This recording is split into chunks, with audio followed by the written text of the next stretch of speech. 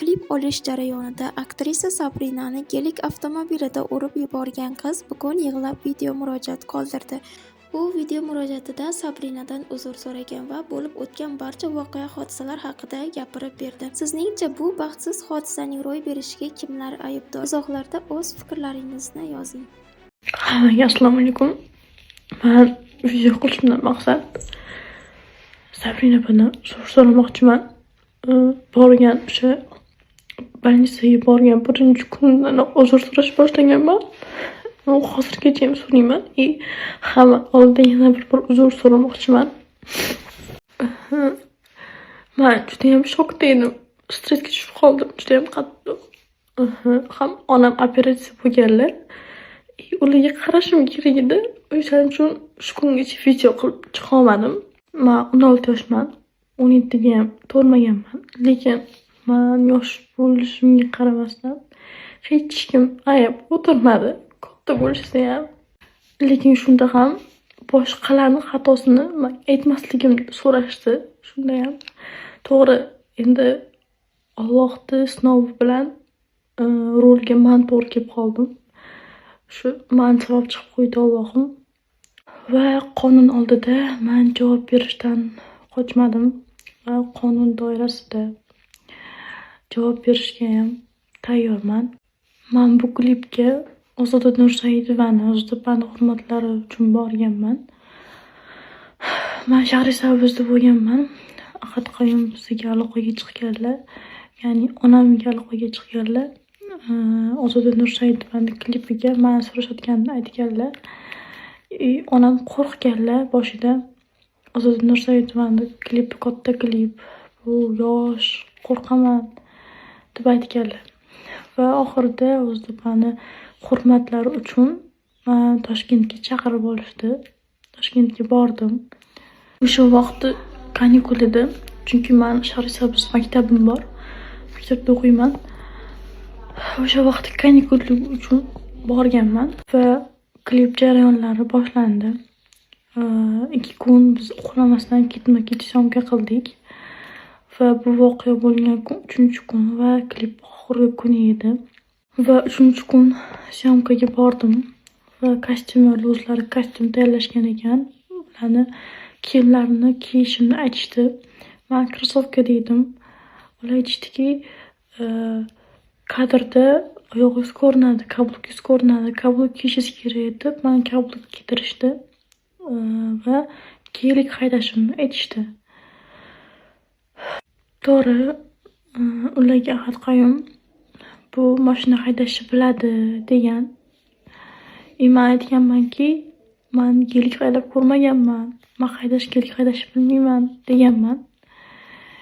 O'sha kuni klip rejissyori Doniyor akan to'ylari bo'lganligi uchun o'zlarining o'rinlariga Abror degan o'sha yordamchilarim endi o'sha kishini qo'yib ketganlar o'rinlariga. Ular aytganlarki, o'sha gelikni haydab kelgan shofyor menga qanaqa boshqarishni o'rgatishini aytdilar.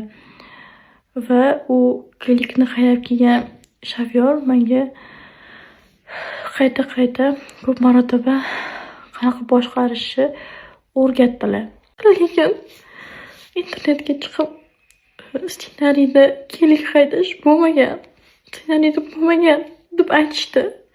Xo'p, unda nimaga menga o'sha borganimdan keyin siz haydaysiz degan darajani berishdi? Men misol uchun yoki o'zim to'g'ri gelik katta mashina ko'pchilik qiziqishi mumkin, lekin men o'zim o'tirib rolga men haydayman demaganman-ku. Va syomka boshlandi. 4-5 ta kadr olindi. Bu voqea bo'lgan oxirgi kadrda bo'ldi bu voqea. Men aytdimki, bu yerda odamlar ko'p-ku, men qanaqa boshqaraman, qanaqa haydayman degan savol bergandim ularga. Ular aytishdiki, o'sha yerdagi o'sha Shuhrat aka bilan o'sha Abror aka boshqaruvda edi o'sha kuni. Ular aytishdiki, masovkaga javobgar xodimlar bor deyishdi, boshliqlari bor deyishdi. Sen ularga qaramagin deyishdi.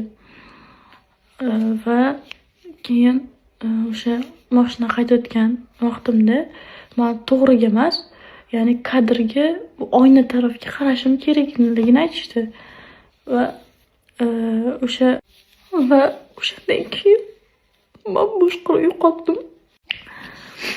Chunki yuzim yonda edi va kablukda, yubkada mashina boshqarish qiyin edi. Va voqeadan so'ng man hushimni yo'qotganman. Ular Sabrina opani o'sha больницаga olib ketishgan va ular menga keyin suv berib, dori toptirtirib, o'z hushimga keltirib olishdi. Lekin syomka birinchi kunidayoq man necha yoshligim, nechinchi yilligim, voyaga yetmaganligimni butun komanda bilardi. Lekin shunga qaramasdan aytishdiki, что qizni biz yoshini ham bilmasdik, biz tanimasdik, ssenariyda bo'lmagan moshina haydash deyishdi. Biz bilmasdik deb hamma aybni menga ag'darishdi. Undan tashqari yana Ahad Qayum bilan meni qilishdi. Lekin men har bitta syomkamga har doim qayerga borsam akam borgan, har doim onam bizdan 24/7 xabardorlar, chunki judayam xavotir oladilar. Men ofisda yashamaganman. To'g'ri 4-5 ta qizlar biz kecha ishlaymiz. O'sha akam o'qishda o'qiydi, institutda o'qiydi. O'sha ofisga yaqin atrofda biz kvartiraga turamiz akam bilan.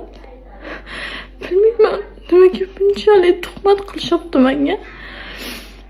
Lekin men himoyachim bo'lmasa ham, otam bo'lmasa ham prezidentimizga murojaat qilmoqchiman. Adolat xohlayotganimni aytmoqchiman. Hammasi uchun ming marotaba afsusdaman. Sabrina opani oyoqqa turishlari uchun birinchi kundanoq duo qilish boshlaganman. Namozlarimni so'rash boshlaganman. Buni o'zim bilaman va Alloh biladi. Lekin Munisa Rizayevaga, Ozoda Nursaidovaga katta rahmat aytaman. O'sha xalqga katta rahmat aytaman. Xalq bilgandan keyin, shou biznes bilgandan keyin Sabrina opaga juda o'sha pul taraflama